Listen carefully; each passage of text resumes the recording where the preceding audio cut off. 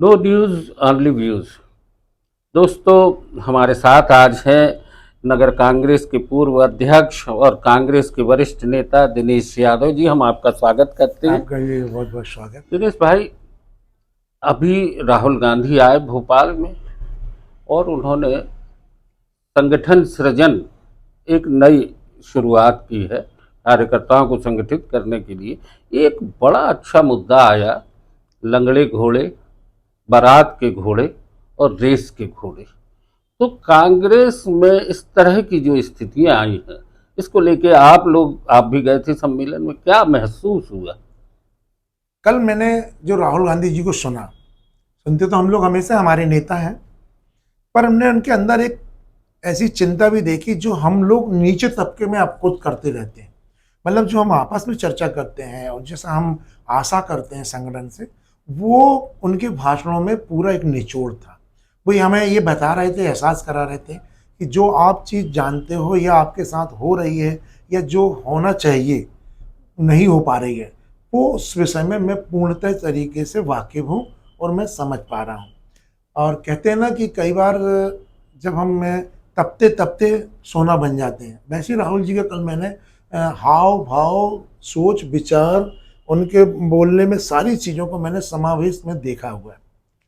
और मैं समझता हूँ कि अगर संगठन में जिस प्रकार की बातें उन्होंने कल कही हैं और नीचे से बूथ के कार्यकर्ता से लेके हमारे जितने वरिष्ठ नेता हैं, चाहे वो प्रादेशिक हों चाहे राष्ट्रीय हों, अगर उस चीज़ को आत्मसात कर लें और उसको बनाने की कोशिश करें तो कोई बड़ी बात नहीं है कि हमारी कांग्रेस 2028 में पूर्ण बहुमत के साथ मध्य प्रदेश में सरकार बनाएगी।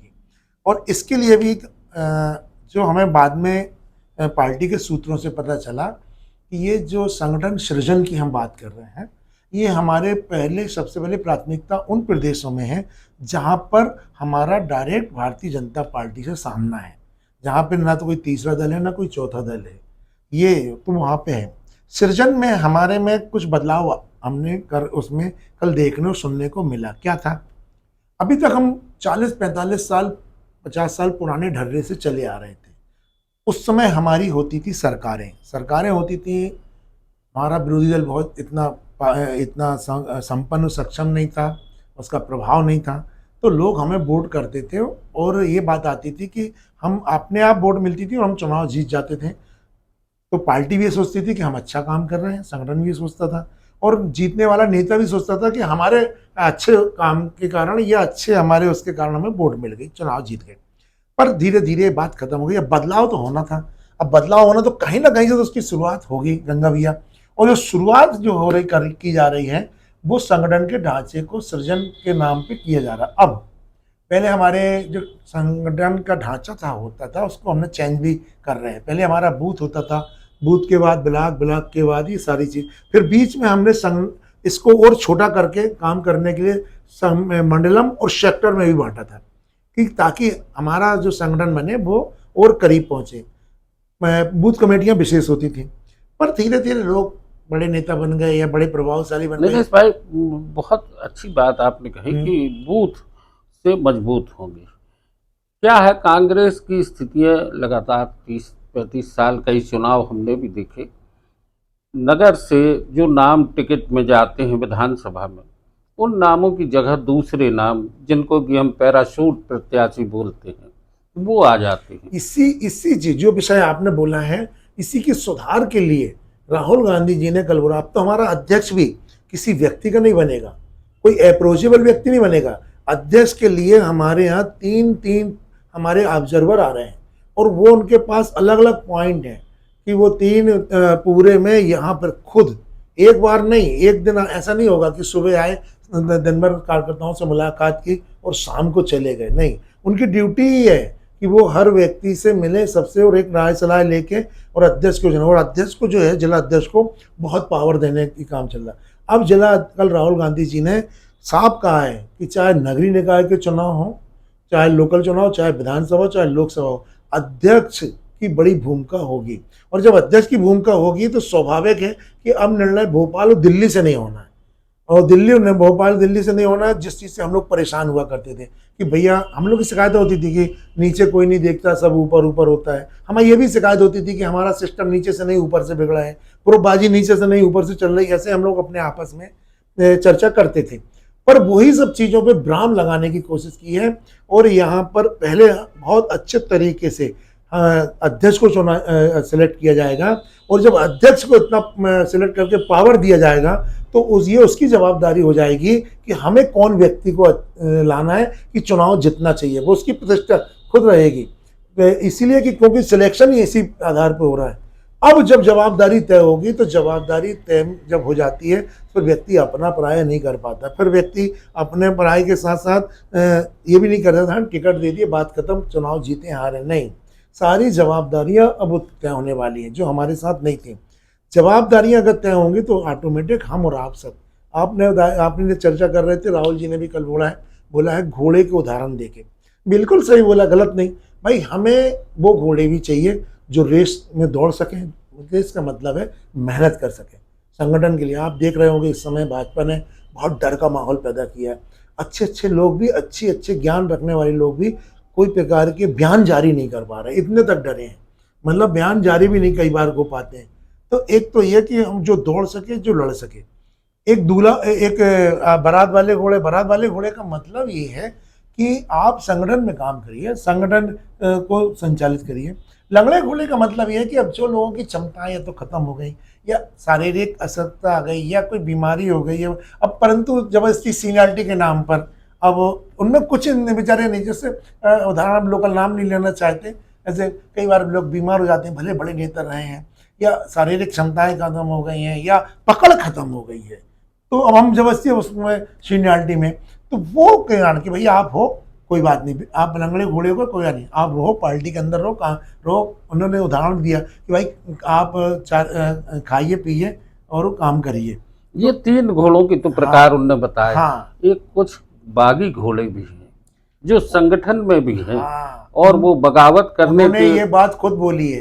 कुछ ऐसे भी लोग हैं जो भाजपा को मदद करते हैं, ये बात भी उन्होंने बोली है। तो गंगा भैया इसमें ऐसा ही है कि जो अध्यक्ष को सिलेक्ट किया जा रहा है उसको जवाबदारी व्यक्ति दी जा रही है कि जो लोग पर्दे के पीछे भाजपा को मदद करते हैं या आपस के मतभेद के पीछे मदद करते हैं, वो तो उनके लिए मुझे लगता है किसी भी प्रकार की कोई कोताही नहीं बरती जाएगी।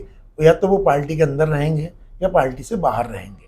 अभी जिस तरह की गुटबाजियां कांग्रेस में हैं, जिनको लेके कई बार बात आती है कि कोई दिग्विजय गुट का है, तो कोई राहुल गुट का है, तो कोई अर्जुन सिंह गुट है, अभी भी कहीं ना कहीं ये मुद्दे बनते हैं।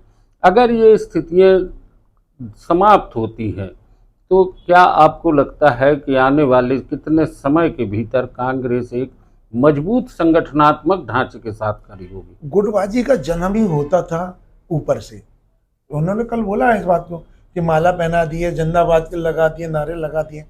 होता क्या था कि हम जबलपुर में रहते हैं, हमने अपने एक किसी लीडर पे या किसी कार्यकर्ता ने विश्वास जमा लिया प्रदेश के नेता पर या देश के नेता पर, फिर वो बाईपास तरीके से पद पदवी ले आता था। वो जो मेहनती का व्यक्ति था, चाहे वो कार्यकर्ता हो चाहे नेता हो, जिस भी स्तर का हो, वो अपने आप को ठगा हुआ महसूस करता था।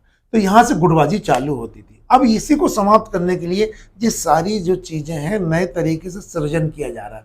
और ये जो नया सृजन अगर होगा, जैसा हमने सुना है राहुल जी को कल से मैं खुद ही बहुत गदगद हूँ और मैं खुश हूँ इस बात पे कि चलो कहीं से तो शुरुआत हो रही है।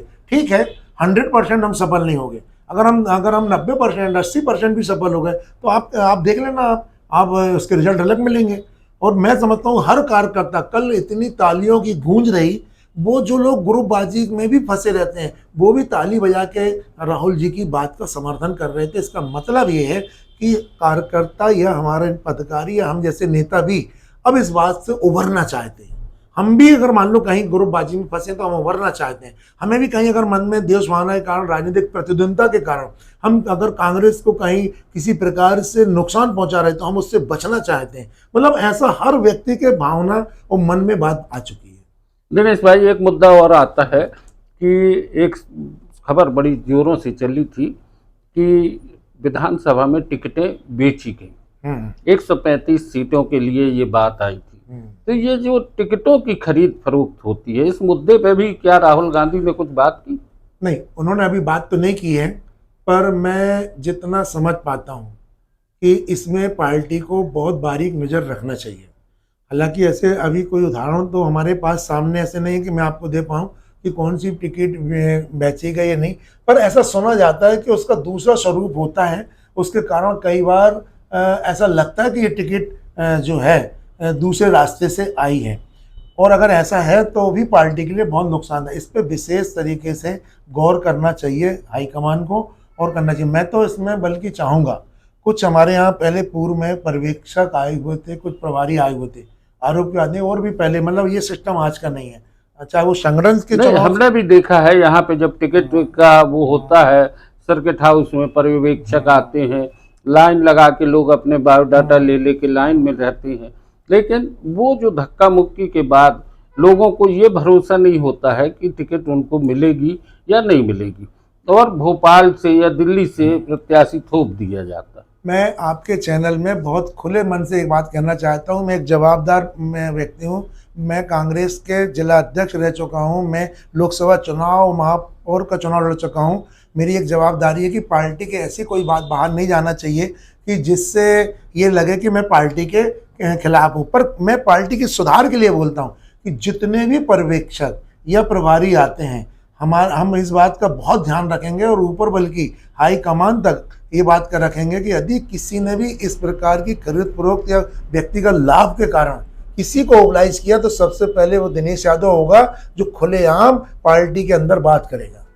दोस्तों, नो न्यूज़ ओनली व्यूज पर आज की चर्चा यहीं पर हम समाप्त करते हैं, लेकिन एक बात कह दें कि चाहे सत्ता में हो या ना हो, पर राजनीतिक अनुशासन अगर पार्टियों में अपना होगा तो निश्चित तौर पर एक अच्छे राजनीतिक माहौल का निर्माण होता है, विपक्ष भी मजबूत होता है, सत्ता पक्ष भी अपनी जिम्मेदारियों को समझने की कोशिश करता है। निरंकुश हो जाना कहीं ना कहीं लोकतंत्र के लिए खतरा है। और आपको बता दें कि राहुल गांधी अपने साथ एक लाल किताब लेके चलते हैं, संविधान की किताब, और वो संविधान के दायरे में रहते हुए बात करना चाहते हैं। वो जाति जनगणना की बात करते हैं, वो युवाओं को उनके हितों की, युवाओं के हकों की भी बात करते हैं। दोस्तों, नो न्यूज़ ओनली व्यूज पर आज की चर्चा यहीं पर, और दिनेश भाई बहुत बहुत धन्यवाद। भैया आपको ये बहुत बहुत धन्यवाद। हम तो चाहते हैं आपके चैनल से हमारी पार्टी को नया मार्गदर्शन मिलता रहे।